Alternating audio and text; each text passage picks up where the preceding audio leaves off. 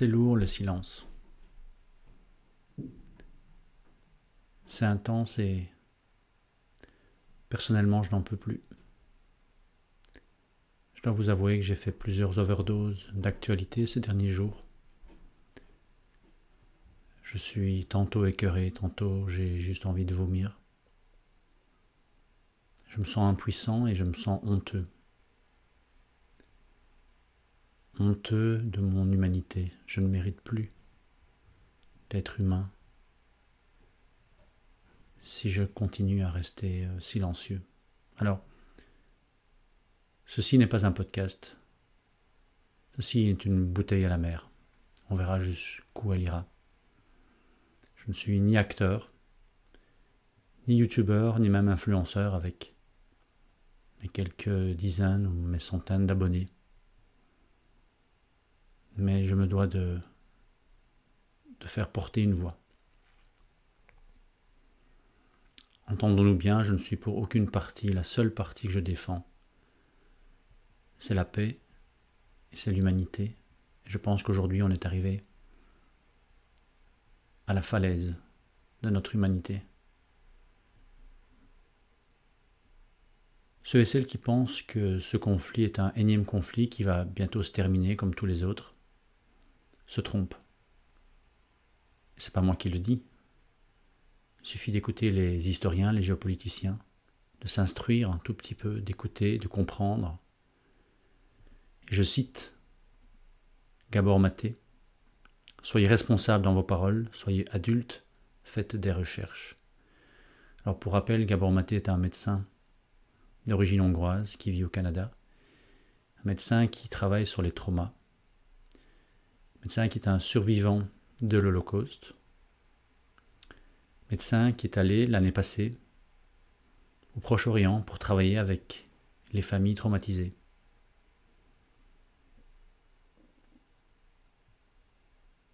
Alors, cette bouteille à la mer, je la lance parce que je suis étonné de tous ceux qui travaillent dans le développement personnel, dans la spiritualité, dans la médecine fonctionnelle, le bien-être. Je m'étonne du peu de voix qui s'élèvent, même si c'est compliqué, j'en vois effectivement, et je suis là en toute bienveillance, je me questionne énormément. Et j'espère au moins que cette vidéo, ceux et celles qui l'écouteront, après cette minute de silence, pourront réagir, me dire que j'ai tort, me dire qu'il y a plus de choses qui se font à ce niveau-là. Mais j'entends par contre beaucoup de personnes qui, comme moi, se sentent impuissantes. Des personnes qui se posent des questions, qui aimeraient faire plus. Et à notre niveau, on se dit qu'on a très peu finalement d'impact. Et que ça se passe à 3000 km ou à 9000 selon là où vous êtes aujourd'hui. Et qu'on ne peut faire qu'observer malheureusement ce qui se passe. Je pense pas, je pense que nous sommes arrivés, comme je l'ai expliqué, ou en tout cas, comme j'ai tenté de l'exprimer dans mon dernier podcast, et aussi par quelques petites vidéos humoristiques, en tout cas humoristiques, utopiques plutôt, que nous sommes pourtant très proches de pouvoir faire changer les choses. Alors j'entends aussi en parallèle les gens qui osent donner leur avis. Alors ici, c'est vraiment pas, comme je l'ai dit dans ce podcast, mon objectif n'est pas de donner mon avis. Je ne fais partie d'aucune des deux cultures. J'observe, je m'éduque. C'est l'avenir de notre humanité. Encore une fois, les implications mondiales qui sont en jeu sont énormes. Encore une fois, ce n'est pas moi qui le dis. Quelles que soient les parties, tout le monde s'accorde à dire que l'heure est extrêmement grave. Certes, il n'y a pas que le conflit au Proche-Orient, il y en a d'autres, mais nous sommes arrivés ici à un tel niveau qu'il est essentiel de pouvoir réagir, à mon sens. Et je lis des personnes qui osent donner leur avis sans avoir les connaissances historiques ou géopolitiques et qui entraîne finalement une plus grande fracture, comme nous l'avons vu ces 3 dernières années, à donner un avis lorsqu'on n'a pas les compétences pour le faire. Mais par contre, je ne vois pas assez ou je n'entends pas assez les voix de ces leaders de développement personnel ou ces leaders spirituels pour passer à l'action, parce que je pense qu'il y a des pistes d'action et nous sommes encore une fois jamais été aussi proches de pouvoir agir, de pouvoir faire quelque chose. Alors, vous le savez, je suis au Canada. Il y a une expression qui me marque depuis plusieurs années, c'est petit à petit, un petit peu devient beaucoup, et on oublie à quel point chaque voix compte, un peu comme la légende du colibri pour ceux qui connaissent, mais très sérieusement, lorsque vous voyez un flocon de neige, il est tout petit, vous pouvez l'écraser facilement. Par contre, quand il neige toute la nuit, vous savez que vous allez avoir beaucoup de travail le lendemain pour déneiger devant votre pas de porte et pour dégager la voiture. Donc on sous-estime énormément lorsque des milliers, voire des millions de flocons de neige s'accumulent, ce que ça peut faire. Et je pense qu'aujourd'hui, avec les réseaux sociaux, nous pouvons atteindre un impact comme jamais nous l'avons eu jusqu'à présent. Il suffit de voir ce que certaines vidéos, je vous mettrai une vidéo importante en descriptif. Je ne pensais pas mettre de référence, mais ici c'est vraiment quelque chose qui m'a poussé davantage à faire cette vidéo, cette bouteille à la mer de Bassem Youssef, qui a été interviewé par ce journaliste anglais avec énormément de professionnalisme, d'humanité, qui vous permettrait peut-être de comprendre un peu plus ce qui se passe. Mais encore une fois, lorsqu'on voit qu'en quelques heures, on est arrivé à 10 millions de vues, ou à quel moment de notre histoire pouvions-nous faire passer un message à 10 millions de personnes en quelques minutes, en quelques heures? Et donc petit à petit, un petit peu devient beaucoup. Petit à petit, si nous nous y mettons, je pense qu'il y a toujours un tout petit peu d'espoir. Je suis peut-être utopique, un idéaliste, mais encore une fois, je ne mérite pas d'être humain si je reste silencieux, si je reste à faire du blabla de développement personnel. Et là, je vais vous citer ce qui me semble être l'intervention d'un spécialiste de la santé qui a partagé l'une des réflexions les plus profondes et les plus intelligentes ces derniers jours.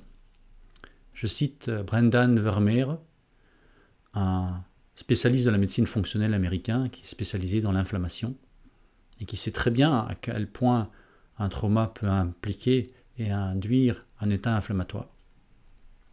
Et voici ce qu'il dit, que je trouve être extrêmement pertinent aujourd'hui.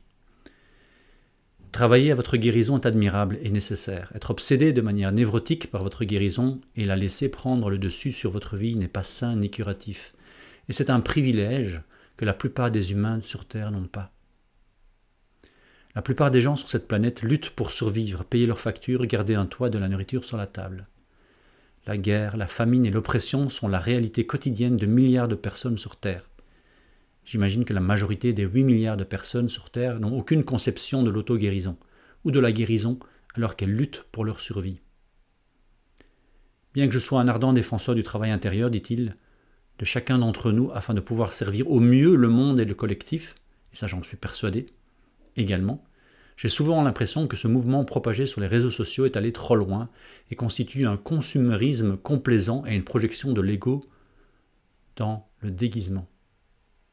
Essentiellement, ça sert à quoi de montrer qu'on peut faire des pompages à une main le matin, midi, soir et se lever à 4 heures du matin? Ça ne sert à rien, sauf si c'est pour avoir un impact positif autour de nous, autour de notre communauté.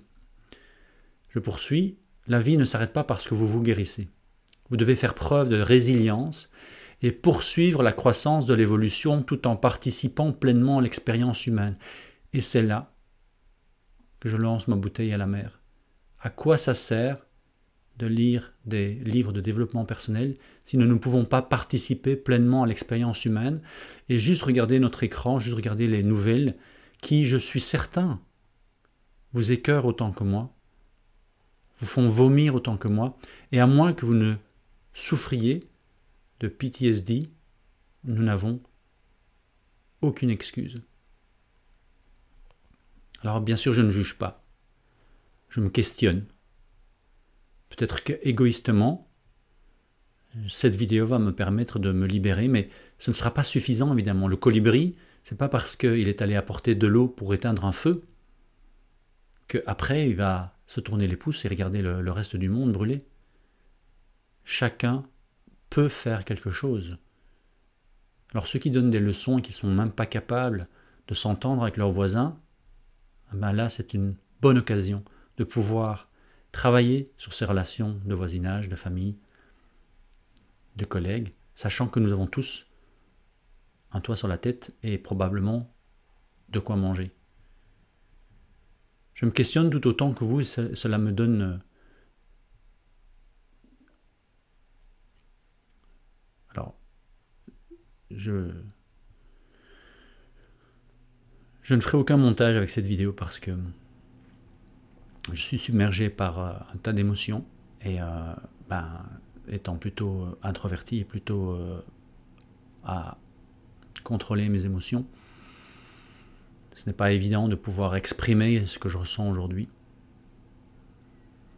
Et donc, je me questionne aujourd'hui et je reviens sur ce que j'ai proposé dans mon dernier épisode qui n'a pratiquement pas été partagé ici. Je vais le partager de manière beaucoup plus directe parce qu'on ne peut pas rester témoin silencieux de ce qui se passe aujourd'hui. Nous devons nous réveiller. Il est essentiel. Certains l'ont fait pendant 3 ans par rapport à ce que nous avons vécu. Là, il faut passer la vitesse supérieure. Ce n'est plus possible. L'effet Maharishi est un effet qui a été observé, qui a été étudié dans les années 70 et les années 80 et montre que lorsque 1% d'une population médite pour une question, une problématique spécifique dans une communauté, on voit une diminution de la violence de 11%. Si on ramène ça à l'échelle mondiale, 1% de notre population mondiale, ce n'est que 80 millions de personnes. Il y a 15 ans, 20 ans, il était impossible de communiquer avec 80 millions de personnes en quelques heures, en quelques minutes. Aujourd'hui, avec un clic, certains, comme CR7, dont j'ai pris l'exemple évidemment utopique, peuvent communiquer avec 600 millions de personnes. On est bien au-delà du pourcent. Et donc, nous pourrions très bien, au-delà de travailler autour de nous, comme Gabor Maté le dit, soyez responsables dans vos paroles, soyez adultes, faites des recherches, comprenez ce qui se passe. Comme Brandon Vermeer le dit, participez pleinement à l'expérience humaine. Quelle est la solution? Imaginez. Voilà ce qui a germé dans mon esprit. Si nous pouvions ouvrir une ligne, et là je fais appel à tous ces influenceurs, à tous ces auteurs, à toutes ces personnes qui ont des contacts, qui ont un réseau.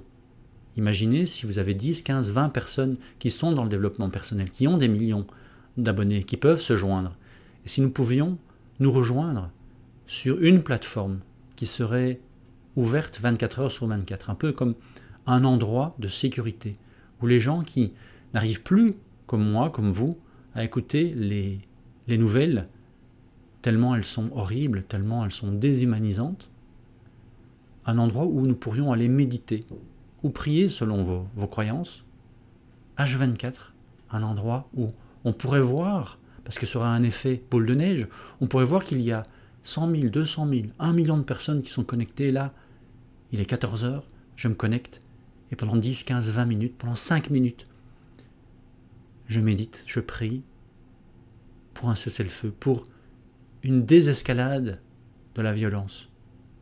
Alors je ne vis pas dans un monde de bisounours, mais nous l'avons vu durant la pandémie, ce que Nicolas Christakis avait déjà appelé le pouls social en 2015, on peut sentir lorsque l'ensemble de la planète vit un élément important, ou même pas l'ensemble de la planète, simplement un pays, on peut le sentir, ce pouls social.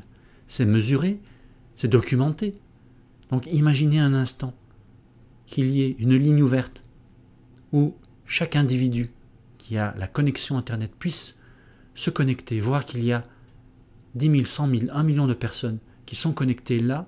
Pourquoi ? Juste pour méditer, pour prier, pour la paix au Proche-Orient.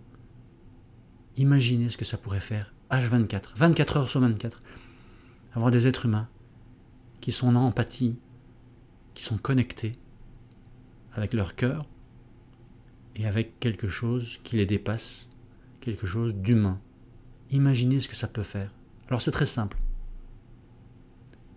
Soit ça vous dépasse et vous n'y croyez pas, et je ne sais pas d'ailleurs pourquoi vous êtes alors arrivé jusqu'ici, étant donné que si vous m'écoutez depuis plusieurs minutes, c'est que le discours de développement personnel, de spiritualité, d'humanité vous intéresse. Soit vous y croyez, cette physique quantique, cette connexion que l'on peut avoir avec les autres, et là c'est le moment. À quel moment dans notre histoire on a pu se connecter avec ne fût-ce que 3 millions d'abonnés? Il y a des experts de la santé, de la spiritualité, qui ont 3, 4, 5, 6, 7 millions d'abonnés.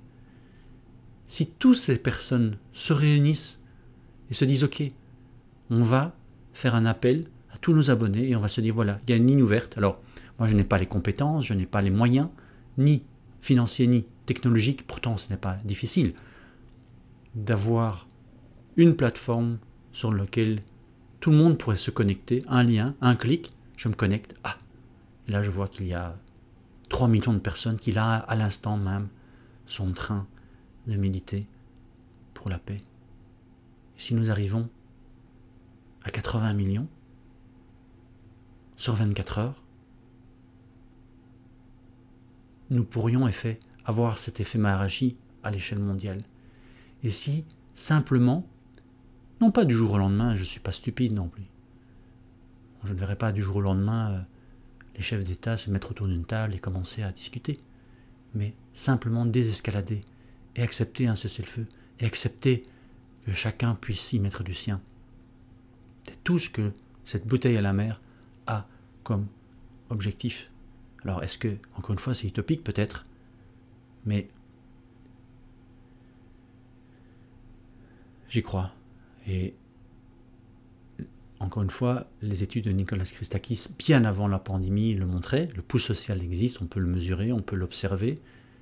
Vous l'avez peut-être ressenti durant la pandémie. Et certes, dans notre action du quotidien, je ne vous demande pas d'aller manifester, je ne vous demande pas d'être activiste du jour au lendemain. Ce n'est pas ça qui va probablement changer les choses, mais au moins méditez, si cette ligne H24 n'existe pas, méditez un peu tous les jours pour cette paix au Proche-Orient. Depuis quelques jours, c'est ce que je m'efforce de faire le soir, c'est de pouvoir me centrer un tout petit peu, malgré ces images, malgré mes challenges personnels, parce que ne croyez pas que j'ai les doigts de pied en éventail et que j'ai le boulot, métro, dodo et que tout tourne. Non, j'ai mes défis personnels aujourd'hui, comme la plupart d'entre vous. Peut-être un peu plus ou peut-être un peu moins. J'ai des gros défis, mais je ne peux pas rester les yeux fermés, je ne peux pas rester silencieux éternellement face à cette situation. Je ne vais pas arrêter ma vie et aller... Et c'est ça le challenge. Le défi, je ne vais pas aller manifester tous les jours. Là, j'aurais l'impression de perdre mon temps, de perdre ce que je dois donner comme exemple à mes enfants. Et je ne dis pas que simplement méditer me permet de dire « Ok, j'ai fait ma part et ce sera bon comme ça ». Je vous l'ai dit dans mon épisode de podcast, la méditation peut déjà alléger ce que l'on ressent au quotidien, mais imaginez si tout le monde le fait avec une intention.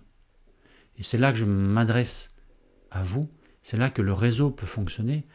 Si vous connaissez quelqu'un qui a 3 millions d'abonnés, partagez cette vidéo, qu'il se mette en contact avec son réseau qui a aussi 3 millions d'abonnés, qui réfléchissent à propos de cet effet Maharishi. Je ne l'ai pas inventé.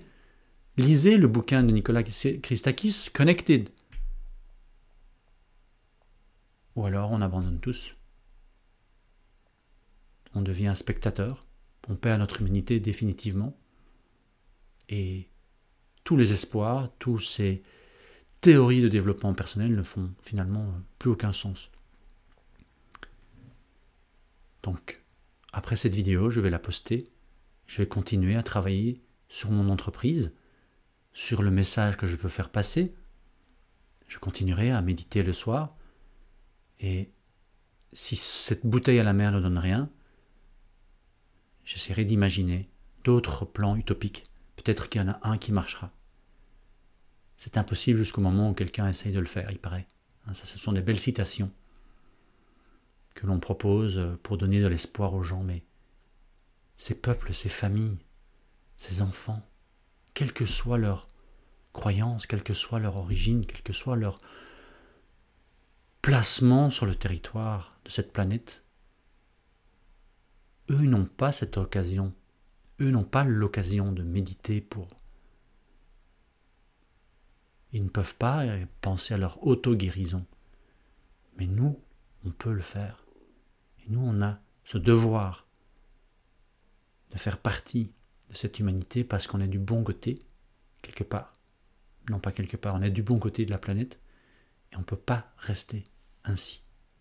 Alors, si vous connaissez CR7, transmettez-lui mes amitiés, transmettez cette vidéo, parce que peut-être, il faudrait que 15% de ses abonnés aient un sens pour cette problématique.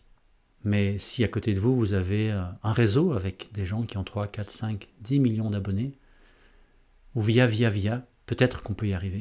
Peut-être que d'ici à trouver une solution, on pourrait avoir une chaîne H24 de personnes qui méditent, qui prient pour un cessez-le-feu. Merci de m'avoir écouté. Je n'ai absolument rien à partager d'autre. C'est ma bouteille à la mer. Et je terminerai à nouveau par cette minute de silence.